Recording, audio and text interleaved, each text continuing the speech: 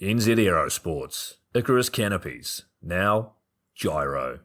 That's right, we've rebranded, and Gyro is our next generation. It honours our founder, as that's the name we knew him by, but Gyro also marks the start of a new chapter. And not to be biased, but it's going to be fucking epic. Long story short, we're more us than ever, so if you're new to the sport, or even a Sky God Ninja Turtle, welcome. I think our valiant leader Lucy, Gyro's daughter, says it best. And we still got that fuck your attitude. Rebrand! Woo! Rebrand woo indeed, Lucy. Anyway, head over to gyro.com for more info and get amongst your legends. I was 19, broke, unemployed, and sold my girlfriend's canopy for drug money. So I thought I better sew her a new one. What a sentence, and what a story. This describes the humble yet outrageous beginnings of NZ Aerosports, the home of Icarus Canopies, in the words of our founder himself. From getting a paratrooper toy from his mom, watching parachutes at the DZ as a 6-year-old, jumping off the wharf with a parachute made from bed sheets, doing his first jump at 16, sewing his first canopy on a borrowed machine at 19, and starting to sell parachutes out of a garage in 1986, Paul Gyro Martin had an undying love for the sky. Our company started with one man with the wildest of spirits and a true blue sky dream, a renegade. In the time that Gyro created and ran the Icarus Canopies brand until he passed away in 2017, he pushed everything he had to its limits. We miss him, and we always will. Gyro is the next generation of NZ Aerosports. It honors our founder, of course, because it was the name we all knew him by, but Gyro the rebrand also marks the start of a new chapter, our next jump. Gyro is the space between sound and silence, art and science, chaos and calm. Gyro is a state of epic tranquility that transcends understanding.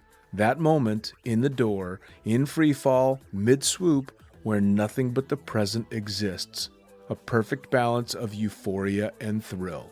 Gyro captures our passion for flying and our commitment to designing break-the-fucking-rules canopies that deliver pilots pure, wild flight. Coming straight from the cockpit, it's another episode of Lunatic Fringe with the fucking pilot.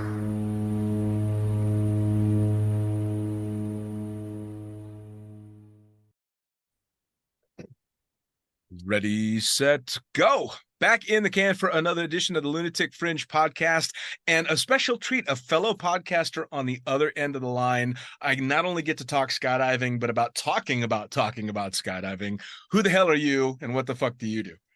Hey, Dean. Thanks for having me. I'm James La Barrie, and what do? I own a marketing agency that does quite a bit of work in the skydiving world and other worlds beyond. So, that's the simple, quick answer. Nice. In what I'm doing these days. So you've got a toe dipped into the real world and into our world. Yeah. Yes, very much. Is it a weird balancing act? It's not. At the end of the day, we're trying to get the same results for our skydiving clients and clients outside of the sport. We need more site traffic. We need more leads. We need more sales. And so that's what we try to do. Whoever thought the world would be reduced down to clicks? Yeah, I know, it's sad. Oh man, luckily especially when you're approaching something like skydiving, at least we've got really cool stuff for people to click on, right? No doubt. Outside of skydiving, you're struggling to get good photography within skydiving. Our clients within, you've got the incredible visuals to play with. So yeah, we have our sort of our business name is Beyond Marketing, and within the skydiving industry, we are Dropzone Marketing, powered by Beyond. The Beyond Marketing brand works with a lot of industries outside of the sport, and lately doing a lot more in the green energy space. Nice. So this is obviously something that you did as a profession, but did this predate skydiving, or was skydiving first for you? Yeah, in a way, I was born into it to a degree. My mix of or approach to marketing is the marriage of good marketing, but word of mouth marketing, and being strategic about word of mouth, which means treating people well. I often look at marketing, or poor marketing is trying to target the brain, and great marketing is trying to get resonance in the heart. Sure. So I was raised in the Caribbean. My father is born and raised in Antigua. Okay. My mother is British, and you know, I was born in London, left when I was about 6 months old, raised in the Caribbean on a hotel. So Really? my parents ran a hotel and a 4-star French restaurant. And Wow. so what I observed is, uh, in a tiny country that's 12 miles long and 9 miles wide, with essentially one industry, which is tourism, that if you're going to get ahead when you've got 100 competitors on an island that's that small, to gain business, it's got to be a little bit more than advertising. And as it turns out, it's how you treat people. Sure. So it's sort of how it's sort of at the base or the foundation of what we do with our clients is, yeah, we do websites, and yeah, we do SEO and all those things. But that little something extra is, let's think about every touch point that your customers are doing, whatever your business, and think about how do we exceed expectations. Mm. And so that was really my whole life growing up in Antigua, is how do we make people, like, how it's really down to details. How do we pay attention to the details and think about the emotional aspect of people? And that's really what helped me so much in running a drop zone. So I ran a drop zone for 10 years, Skydive Carolina, just south of Charlotte, and grew that drop zone 20 to 30% year over year. I also owned the video concession while I was there for 6 years, I think it was. But the bottom line was, I knew I needed more business. Mm. It was slow going. And when I started there, I think it was beginning of 2003, right after El Nino of 02. And it was just like, it decimated the drop zone in 02 with just weather every weekend. And I came in 2003, and how I even came into skydiving is kind of wild. But, I just really had that mentality of bridging the gap of going, okay, I know that the skydive is the cherry on the top that we all think about, and people leave glowing. But what if I could blow people away before they got on the airplane? Sure. In terms of our attention to detail. So yeah, I'm not even sure how I got there. The long and short is, me being raised in a tourism focused country really influenced how I do business, either as a drop zone manager, business owner, that type of thing. Well, and something with like skydiving, where the general public isn't just looking for a fun place to go, they're looking for that attention to detail because they know that they're putting their lives in someone else's hands. You kind of want to go to some place that's got their shit together. 100%. I like to think of it.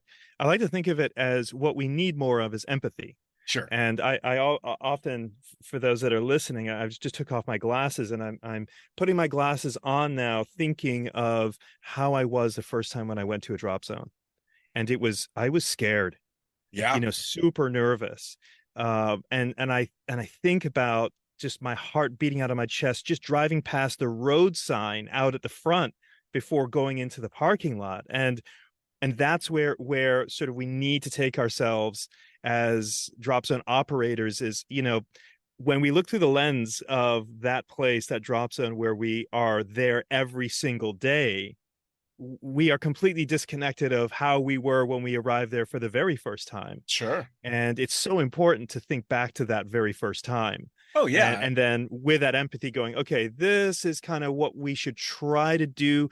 What emotional state are they in? And what emotional state do we want them to be in? And what do we need to do to bridge that gap? Sure. Well, it's funny because we kind of glorify the whole Fandango reputation that skydiving had, and I look back fondly now at some of the horrifying operations or airplanes that I've been in a very romantic way, but I also was there as an experienced skydiver. And the first place that I went was a relatively professional, well-run operation.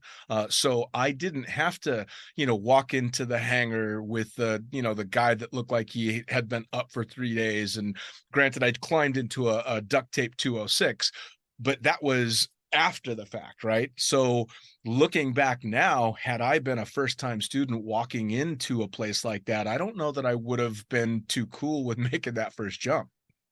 It's we find ourselves in an interesting period, right? Because old school jumpers miss that. It was there was no fluff. It was real. The experience was real. That bonfire experience is what brings the community together. And now we're in this world of everything costs so much. If you want to be a turbine DZ and the associated costs with that, like, hey, all the charming aspects of skydiving, we need to graduate from a little bit if we're wanting to maintain this type of aircraft and maintain the students coming in that are raving when benchmarked against other things, whether it be the Richard Petty driving experience or the various driving experiences out there or whatever. It's all top notch. Sure. So it's interesting to watch the identity of skydiving change for good or for bad, depending on who you are. As we evolve into what is now a very expensive business. Oh yeah. I mean, when I started, you were able to piecemeal together a jumpsuit and altimeter and even a complete rig at a relatively reasonable price. I mean, if you told somebody that you had to spend $2,500 to be able to go out and be a skydiver with all the equipment that you'd need, they might go, ooh, but they wouldn't think that's ridiculous. And now to do the same thing with new equipment, you have to practically take out a fucking car loan.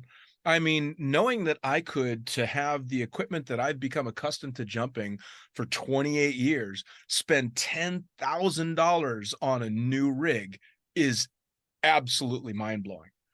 Don't get me wrong, it's incredible equipment, but holy shit, man, it's changed, and along with it, the entire sport. We went from the dirtbag era when I started, where the dirtier the jumpsuit and the more torn up your rig, clearly the more badass skydiver you must be, to now looking like you're getting ready to climb into an F1 car, to go out and make a fun jump. And I like it, don't get me wrong, but it also is a dramatic departure from what I remember. Yes, no doubt about it. As you were just saying that, I was thinking about a mutual friend of ours and Doug Smith at CSC. I don't know if he's still doing it, but he was, where you could finance, like using Klarna or Affirm or one of those things to pay for your tandem or to pay for this or that. Like, it's just a different world. And I certainly appreciate his creativity to try and make sure that there's no friction in getting in there. Speaking of CSC, he had a lot of great things that he had either been thinking of or started when I was working with him back in the day, one of which was the Pro Pass, which was an incredible idea for people looking to try and gain experience over a season and really crank up jump numbers, or, just those super motivated folks. And he would sell a bulk rate ticket that, like, you put down this much money and you get on every single load that you can. And I thought that was just an amazing thing. He's done quite a few things that are like that. And I know that a lot of people have mirrored him since, because he had people from all around the world coming to jump at his place. I mean, that's pretty cool. Doug's always been forward thinking, whether it's solar panels on the top of his, not just some solar panels. I mean, one major solar farm on the roof of his hangar, I've always appreciated the banquets that he does in that hangar and the off season generating revenue. I mean, he's just, you got to give him his due. He's really thinking differently, trying to make it work. Sure. In every aspect. It's impressive. I didn't get to take too much advantage of the new stuff in Rochelle. I only did the very first season there before I actually, funny enough, moved to the Caribbean to fly for Seabourn Airlines out of St. Croix for a couple of years. No kidding. Yeah. So did you fly? Seabourn. Okay. So I was thinking Win Air.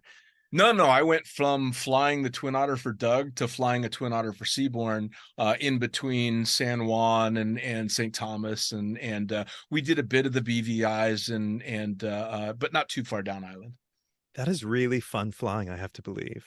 It was and it wasn't, because we were the only airline that was flying VFR flight plans. Literally the only 121 airline in the world that was doing it. But that didn't mean we didn't fly through the shit. And I'll never forget, a previous jump pilot actually was my captain, and I was flying the leg 1,500 feet off the water at night in a storm on a VFR flight plan with him going, yeah, just follow the line. It'll be fine. Those island boys, fuck me, man. They got some balls. Yeah, it's still wild out there. Growing up, uh, growing up, we didn't really have any orthodontists in Antigua, and I had terrible buck teeth, and we would fly to Puerto Rico almost monthly for 3 years for me to see an orthodontist. Wow. And the way that we would go there is on a twin otter on an airline called LIAT. Yeah. Which was Leeward Islands Air Transport. And we would have to puddle jump one island to the next. And I always remember, even being young, being, frightened flying into the island of Dominica, because you are literally flying through rainforest and just, mountains. And what's wild about that region too is the topography from one island, even though all the islands are so close, are so different. Yeah. That it's just, everything is a little bit different, with the environments there. But yeah, we used to puddle jump 3, 4, 5 islands. We'd leave at 5 a.m, and by late morning we'd finally land in Puerto Rico to go on this orthodontic adventure and come right back the very same afternoon. That's crazy, right? It was pretty crazy. It was kind of funny because that was my first departure from skydiving after many, many years of being a jumper and then a jump pilot.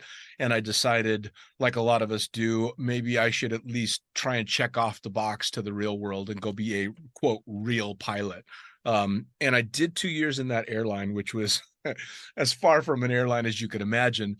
But I remember thinking, about halfway through my time there, that the locals, the Cruisians that would fly for work to and from St. Thomas every single work day, were like skydivers. They didn't even think twice about the shit we'd be flying through. We'd literally be going through weather that had my hair standing on end, and I'm in the cockpit and there's Cruisians in the back passed out sound asleep. Like, whatever, we do this shit all the time. And it was like hardened jumpers, old school jumpers, that's just how you get around. Yeah. It's that or half a day, 20 minutes flight or half a day on a boat. Yeah. It is wild. There's a bit of a gap right now.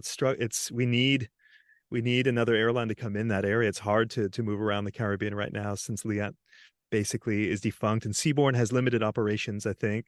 Yeah, they got rid of their twin otter fleet because they went to a different aircraft, and all the salty old dogs that had been out there forever pissed off because, they became a legitimate airline, and that wasn't fun anymore. Funny so how that is. Speaking of, you said that your entrance into skydiving is a bit of a story. So how did that happen?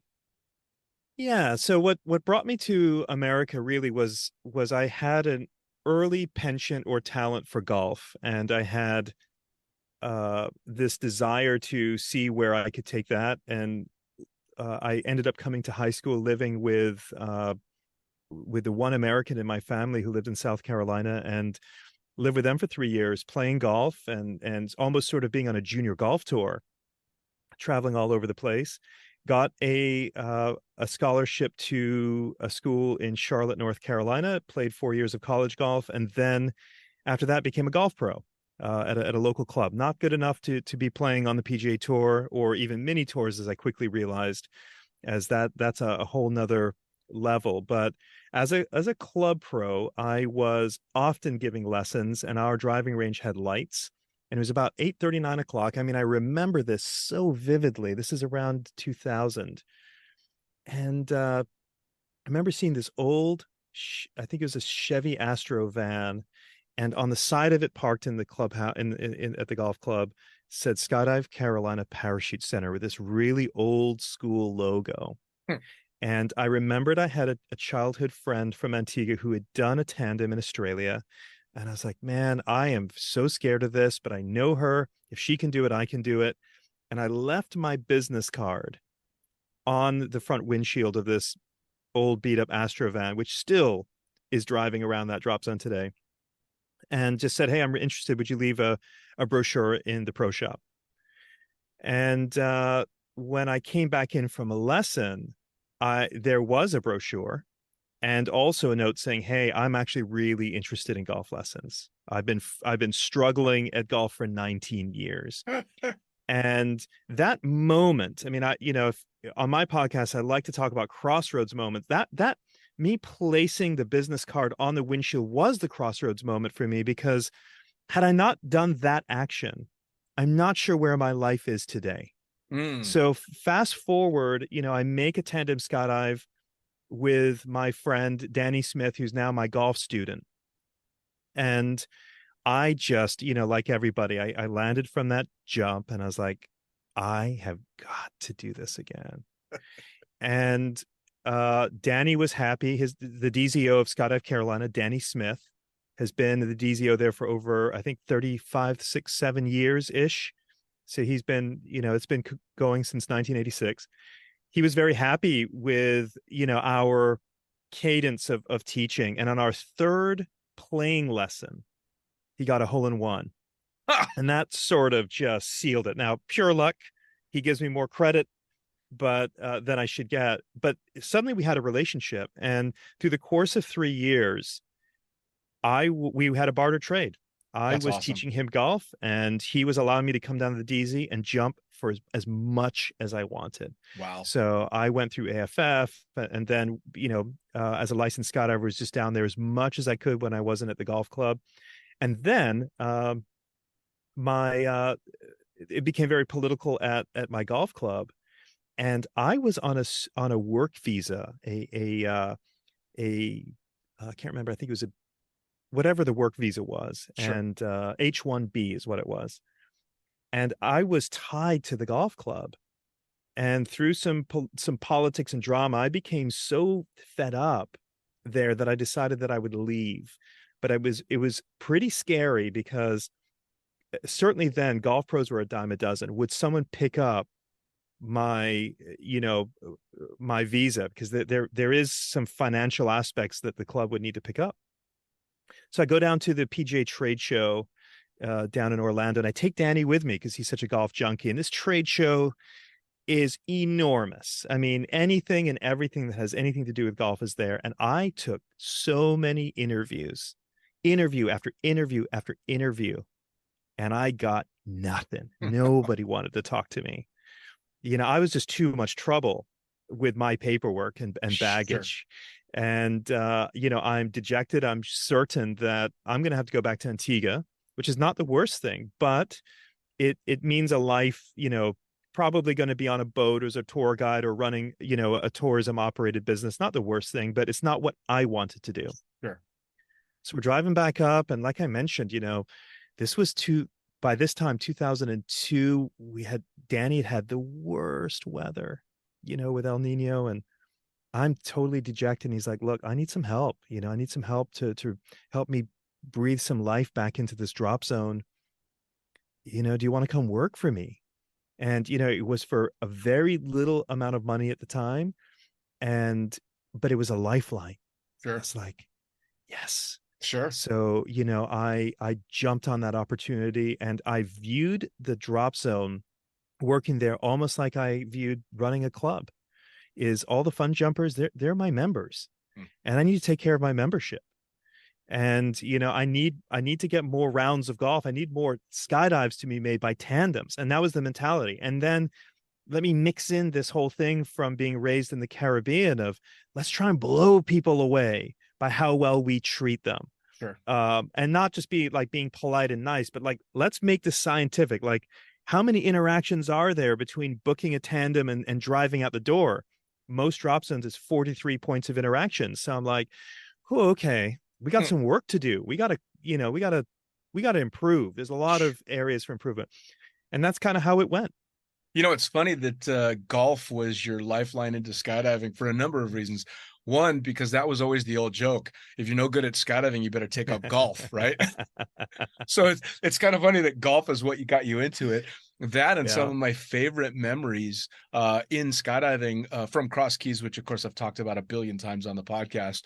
Every Friday, we were allowed to swoop the 18th green at the golf course that butted up against the landing area at Cross Keys, and we were fucking rock stars. If you were one of the ones that got to land there, you'd swoop wherever you could, and then gather up for a full meal and drinks on everybody until you were just stumbling out of there. And so it was always kind of funny what a wonderful marriage of convenience it was in skydiving and with golf. And my dad, being the same, was actually a club pro and used to be a PGA course raider. So I've had the opportunity to carry his clubs around Spyglass when he was doing his course rating, because he needs to rate, Spyglass, for fuck's sake. And for anybody that doesn't know Spyglass, look it up online. It's primo. Oh, it's amazing. So I've always had a very unique love between both sports, even though I'm not a particularly good golfer. See, I did not know that about you. How interesting. Yeah, that was my only foray into actually trying to play golf at any type of a competitive level. I was quite young, and my dad entered me into a competition I had absolutely no reason to be in, and I woofed my tee shot. Announced the name, announced the club I represent, and fucking just missed it completely because I was so worked up. And oh man, yeah, I mean, golf is a whole different kind of beast. It's a mental game. That's all it is. It's purely mental, really, more than anything. And if anything, that actually ties it into skydiving, though, right? Because the basics behind skydiving, the physicality of skydiving is not particularly difficult. You don't have to be a hardcore athlete to be a successful skydiver, but you have to be able to keep your head straight. And just like golf, it's a mental game. Yeah, staying in the present, key. Yeah, key at the door, key, on the tee. Yes. Sure. Yes. Well, that living in the moment is something that I definitely learned from skydiving, for sure. But I suppose you could get that as well to golf, because that's probably why I sucked at golf, because I could never keep my head on. All right, bend the knees, elbows straight, look at the ball, follow through, all that shit, man. It just never stuck. Too much analysis leading to paralysis. Yes, exactly. Yeah. Exactly. Yeah. Well, that and the fact that I had a dad that could tell you to within 5 yards where he was going to put the ball every time. Not a little pressure, a whole lot of pressure. It was tough. So we have another thing in common, which was still to this day, in my opinion, the coolest magazine ever to see print for skydiving, which was Blue Skies. So you wrote for Blue Skies for quite a time as well. How did that start? How did that start? That's a great question. Obviously it was with Cola and Lara asking if I would at the time. I think this was what it was, is I used to put out a newsletter that would go out to most every DZO and DZM in the country. And I would, write just a lot about various different techniques for marketing or business. And I think that I was brought in or invited to write as the antithesis maybe to you in being I love that. I mean, they haven't told me that, but obviously, and I think my article, I think, was always like 2 pages away from you. And it's like, here's this sort of straight-laced business guy, talking about ways you could bring more revenue to your drop zone. And then 2 pages over, there was your perspective coming from the fucking pilot. So that's fantastic. I had a blast doing it. I always felt like, I was maybe a little bit out of place. It's like, are you guys sure you want me, writing, and I always try to make it light and humorous. I get what it's about, but at the same time, trying to provide value for the DZO DZM, which is, just a very small corner of their readership. But Sure. I was honored that they asked me to do it.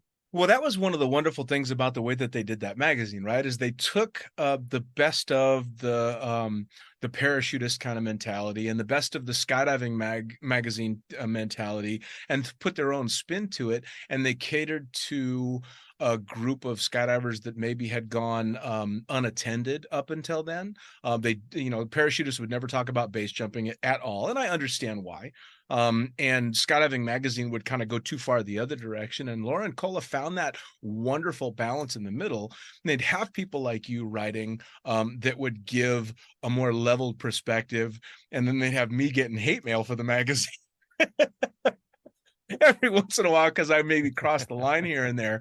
But it was just a lot of fun. Like, you got your magazine, and even though I wrote for them for 10 years, every time I got the magazine, I was excited to flip through it and read through it and see the amazing imagery and all that stuff. And I mean, it was kind of funny, and you'll know this as well. You'd pick up that magazine, and I forget how long they did the breast cancer awareness thing, and you'd open up a skydiving magazine owned and managed by two women, and the first thing you'd see is boobs.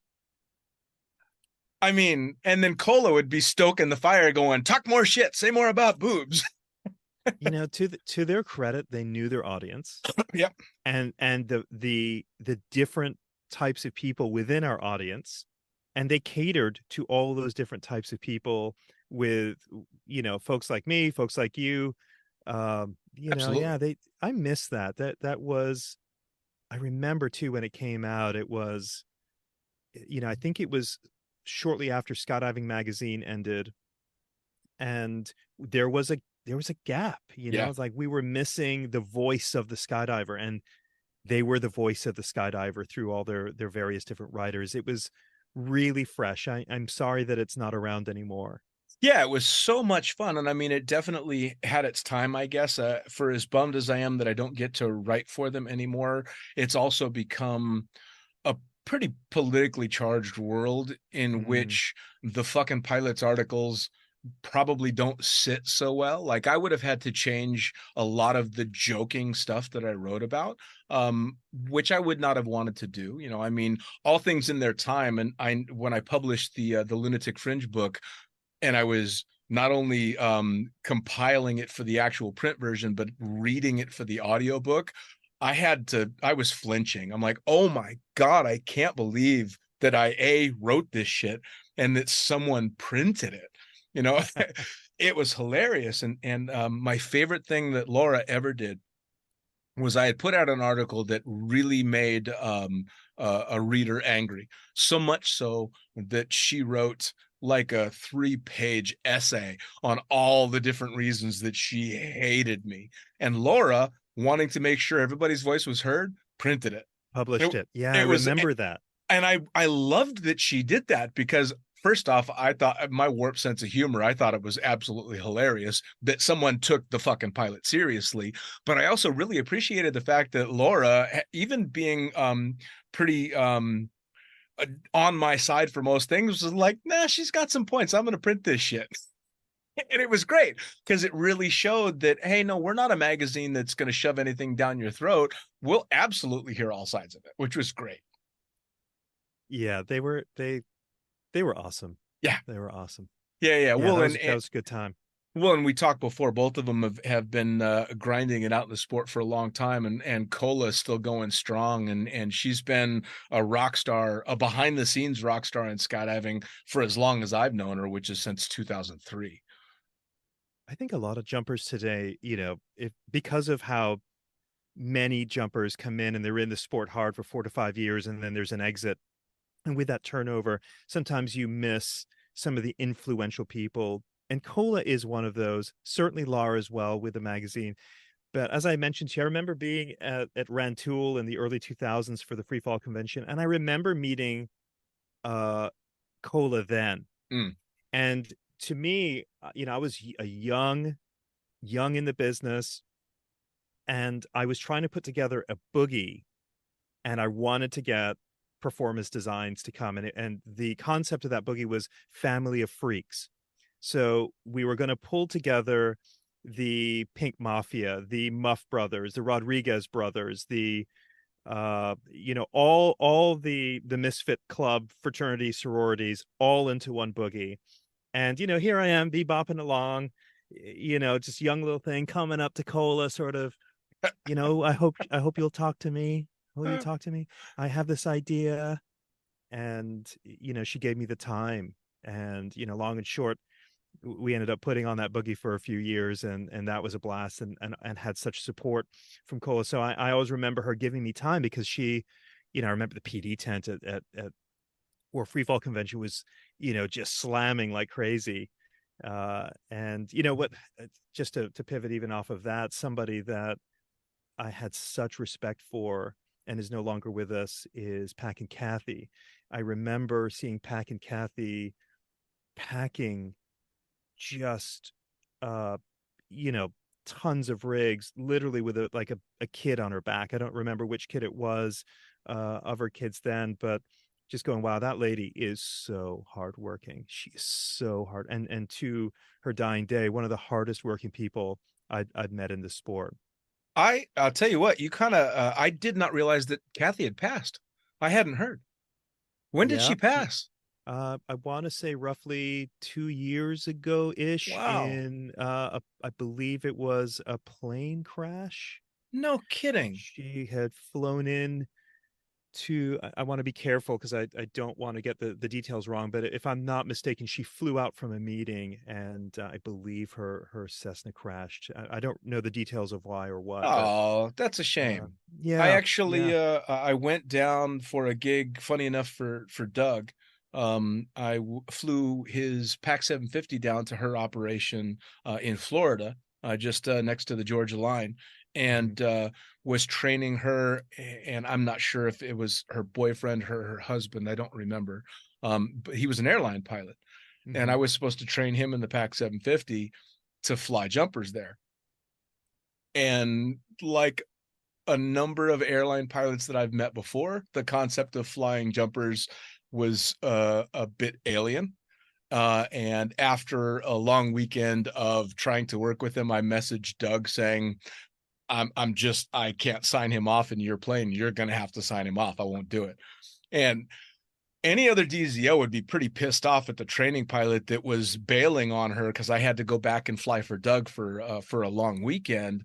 But Kathy gave me a big hug and went, okay, well, we'll see if we can get Doug down to sign him off. She's a complete sweetheart. And I remember being pretty guilty because I actually left quite late to go and fly the operations, and Doug took my place. And it's a bit of a jab at him. He went and signed the guy off who the very first load signed off all by himself, blew out both main tires because he stood on the brakes a mile down the runway. Oh. So I might have been right about, not saying I was, but I might have been. But yeah, she was an absolute sweetheart, man. That's a shame. I did not know that. That's a bummer. Yeah. She, there are various, I've heard so many different things about Pat and Kathy, but, as we all have different things about us, but I just held her in high regard because she was incredibly nice to me, bailed me out on a few of the boogies that we did. We used to run a boogie called Carolina Fest. And in the early days of that, I remember that, we were really needing some packing support, and she so helped us out, but always extremely sweet, very hardworking, just gritty. And, it's a shame she's not around anymore because she was a part of the fabric of our community, and a strong voice. Sure. And, I miss her. Yeah. It's kind of funny because you can look back, and you and I both been in the sport for quite some time. You can look back and say we're kind of losing a lot of the heroes in the sport, and wondering, where the good times have gone. But then I take a look around at what's going on, and although it's a bit more corporate, maybe, or a bit more, I hate to use the word professional because I'd like to think we were always kind of professional. We just act more professional now. But looking around, and especially doing the podcast, I discovered that there are just as many rock stars and heroes behind the scenes as there ever were. It's just that there's so much more PR for the people flying down the face of the mountains and doing all this incredible stuff that the little things kind of fall through the cracks. Whereas before you'd get that reputation, but now a Packing Kathy might be famous in her own little area, but the big names are what you're seeing on all Instagram and Facebook and YouTube and all that stuff. So I think they're still there. I know they're still there. It's a little bit harder to find the behind the scenes people. I want to shout out if I can shout out someone, and that is my DZO Danny Smith, my friend, the guy that really gave me a chance when nobody would give me a chance, and really, said, hey, I don't have much to offer you, but if you want to work Manifest, I mean, that's really where it started. I started in Manifest. Nice.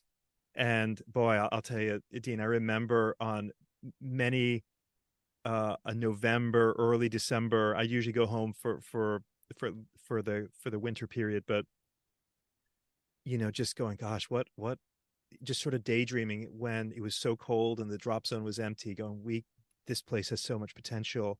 And Danny so trusted me, but most of all gave me an opportunity.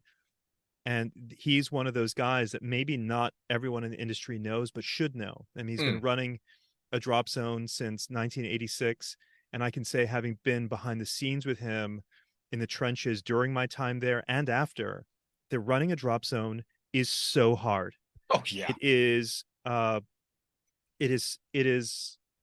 for those that are listening who think maybe DZOs are raking in money hand over fist, some out there may have comfortable lives, but it has come at a cost between, sleepless nights because, so many drop zones are cash flow based. I often say there's nothing worse than losing 3 weekends to bad weather and still having net 30-day terms on your fuel bill.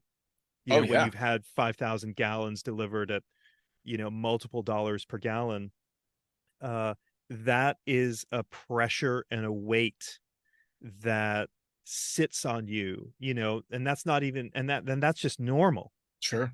That's not taking into account, losing a hot section on an aircraft or, a fatality.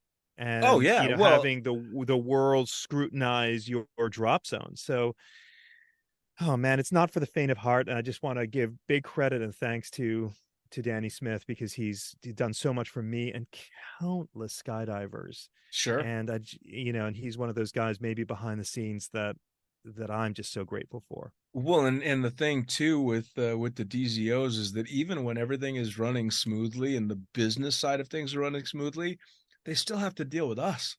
Like you still have to go to work every day and manage skydivers. And I love this community, but part of the reason I love this community is because we're fucking nuts. Like people that work full-time in skydiving, each one of them, you have to learn to navigate their personality and navigate their motivations in order to get the most out of them. Me just as much as everyone else. Again, I'd like to think that I'm a pretty good jump pilot, but I'm shit at paperwork. And DZOs want good paperwork, but I'm horrible at it. Always have been, always will be, to the point where I just don't give a fuck. My response was always, if I'm turning really fast loads for you and I'm helping you make the money, you can put up with the mistakes, which is a dick move on my part, agreeably so. But that was one of the things that every DZO I've ever worked with has had to navigate with me. All right, first off, Princess can be an asshole at times, and he sucks at paperwork, but he's a fast jump pilot. So, all right, I'll deal with it. And that going into it. So, but it's not just me, it's me. And then the instructors and the camera flyers and the packers and Manifest. And oh my Lord, to deal with a whole group of skydivers. Let me be real. I have a good reputation in the sport. And, for those that saw the evolution of part of my role at Skydive Carolina, not exclusively me by any means, but I was not a popular drop zone manager at all. I often felt like I was somewhat of a principal of a high school, and I was trying, to, bring everyone's grades up. And, that was met with lots of resistance naturally. Sure. And where it gets tricky, right, is most organizations, not to get too businessy here, but when you put together a team, whether it's a management team or what have you, there is a culture that you need to build. There needs to be a culture fit where personalities are working with each other as a team. And for me, that wanted to be very service focused, it's not like you can easily handpick, because this is a very specific skill set that's needed. And a lot of people are coming into the sport with completely different backgrounds and exposure to different things, and their perception of service from one person to another may be completely different. And at the end of the day, this guy, James La Barrie, is just a buzzkill, man. I mean, just cool out. Like we are here to have fun. Let us have our fun. And I was trying to bring everyone's grades up, and I wasn't the most popular guy, and I get it. I completely Yeah. get it.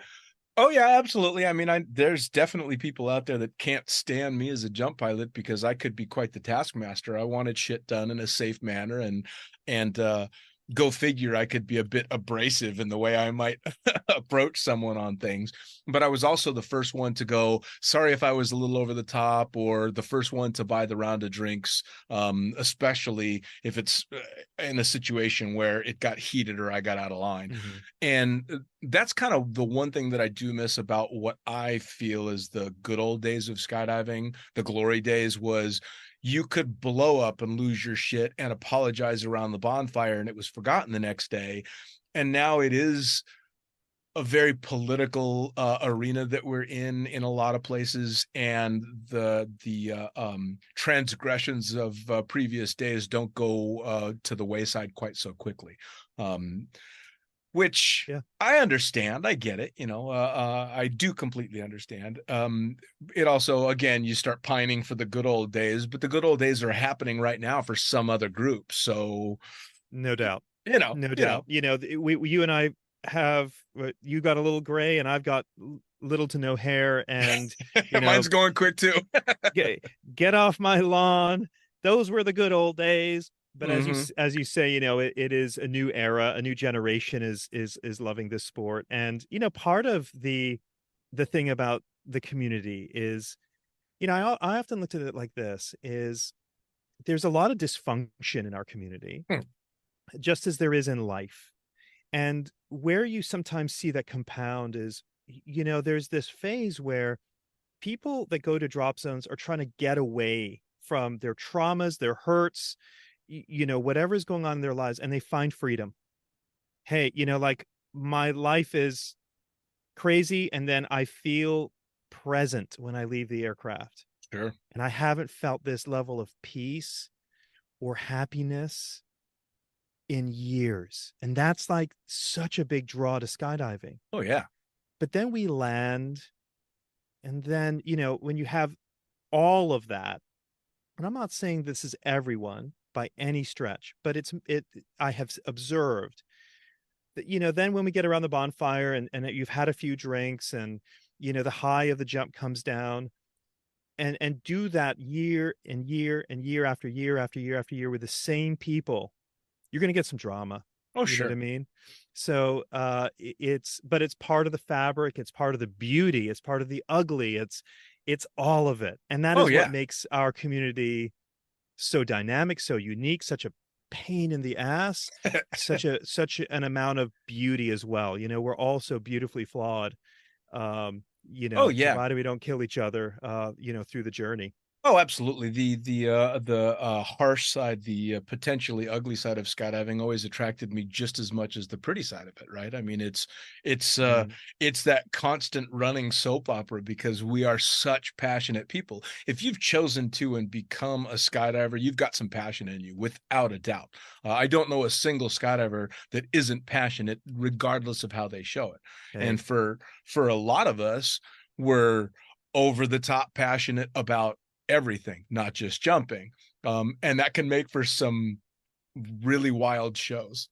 I have received, as a drop zone manager, a death threat in the mail. I have been in fisticuffs over, an RV slot. Yep. Yep. It's That's part of the ride. Well, and I mean, again, it's part of it. I don't think I know that moving forward, it's not ever going to be quite like it was in that Mm. fashion, only because it is a dramatically different world than it was when I started 28 years ago. And I came to that realization probably 7 years ago, flying in the desert in Dubai, when a relatively newer jumper standing around a group watched Omar Al Hijalan walk away and then asked, "So who was that guy?" And I just scratched my head going, Jesus Christ, this guy does not know who the guy who helped invent everything he's learning how to do is. Okay, it's a different game. I get it.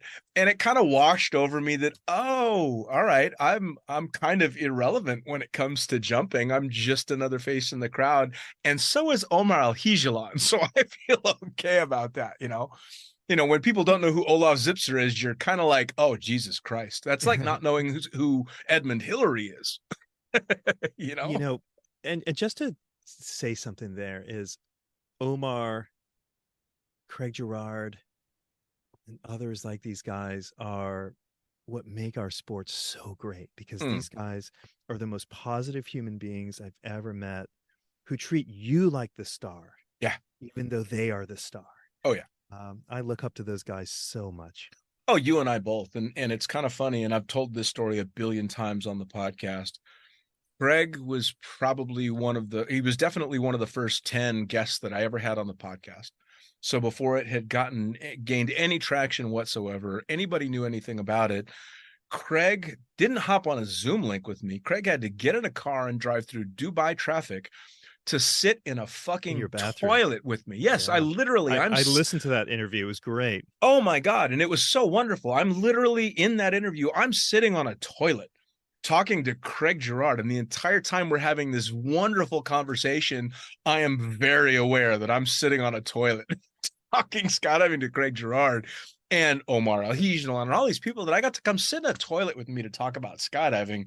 And it just, it warms your heart, really. It really, really does. You're like, these people don't need to spend any time. And even now, almost 5 years into the podcast, it's easier for me to get guests on, but I'm never not surprised at the willingness that I have with people, big and small names in the sport, that are willing to take time out of their schedule to sit and talk about the shit that they've just been doing all day and are going to go do all day tomorrow. It's really, it's humbling. And with those guys too, it makes you, well, I feel like this is a line out of Jerry Maguire, makes me want to be a better man. I mean, they, I want to be that positive. Yeah. And I want to lift up people the way that they do, and have their humility as they go about doing big things. Like, hey, I'm the most decorated skydiver probably in history, and I'm sitting in a bathroom with Dean, yep, having fought Dubai traffic. I mean, not everyone does that. No, it's well, awesome. And the great thing about it is I guarantee that never crossed Craig's mind. He never thought, I can't believe I'm going to go sit in a bathroom and talk to some no-name about all the incredible stuff that I've done. He literally just thought, I'm going to go have a cool conversation with a guy I know. He's a beautiful person. Yeah, which is amazing. All of them are. It really is. So speaking of, as we're winding down, I wanted to hear about what spurred your interest in starting a podcast yourself, and tell me a little bit about the show that you've got going. Hey, thank you for allowing me that plug. Yeah, my podcast is called The 20-Minute Call. Perfect name, by the way. It's thank you. Although most people, it's if not I'd great thought marketing.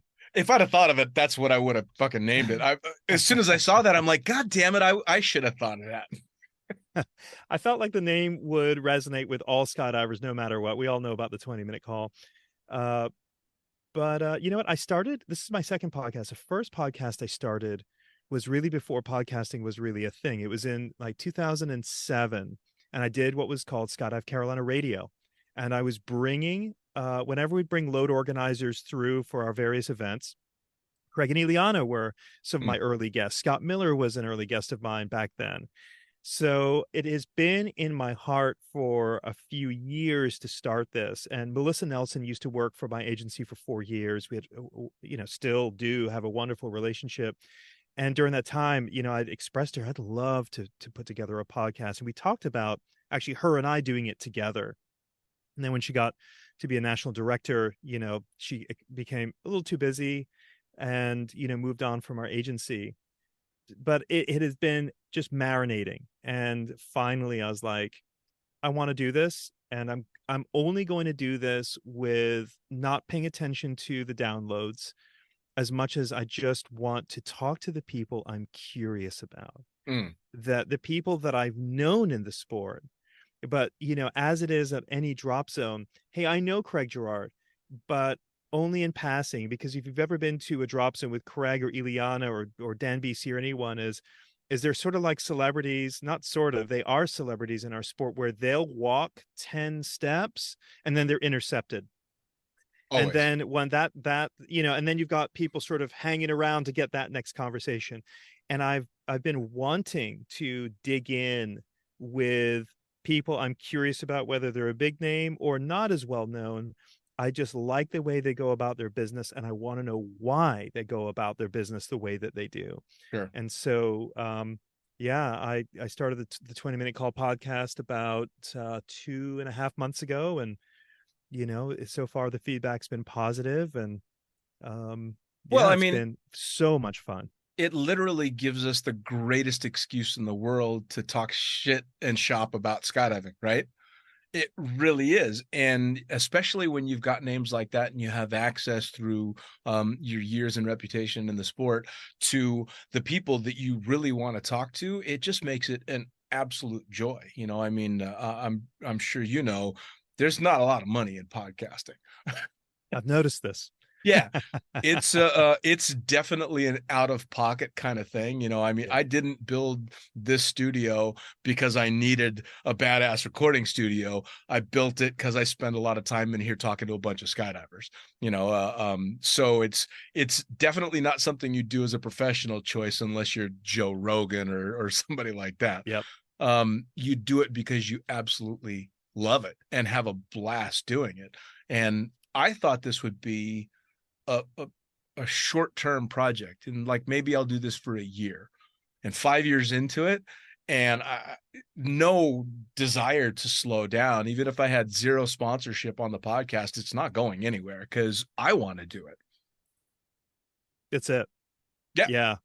I don't think, for those that are listening, there's a lot more to this podcasting thing than meets the eye, between the expenses of getting good microphones and subscriptions to your recording, like in your case with Zoom. I use a different one, but then the thing that pushes it out, and then the editing time is not small. I have a friend who I pay to edit mine because I just don't have the time, and that adds up. But at the end of the day, as I say to my wife, I'll be like, oh, this is expensive, but it's my hobby. I'm really loving it. So we all work so hard. I'm going to enjoy this hobby.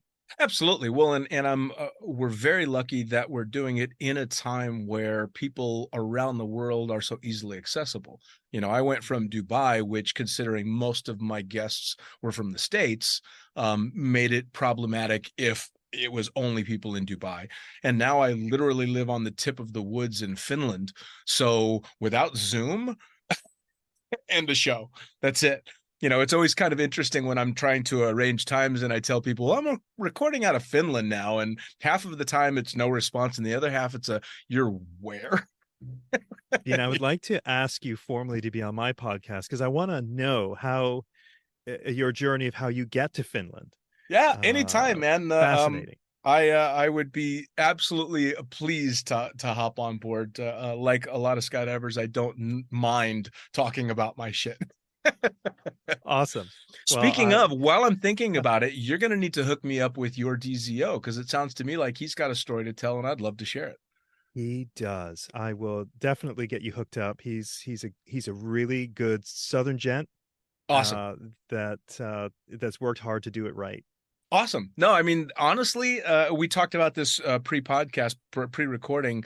I don't care who I have on the podcast, as long as I think that they've got something fun to tell, whether it's, a 100 jump wonder or somebody with 20,000 skydives and every accolade there is.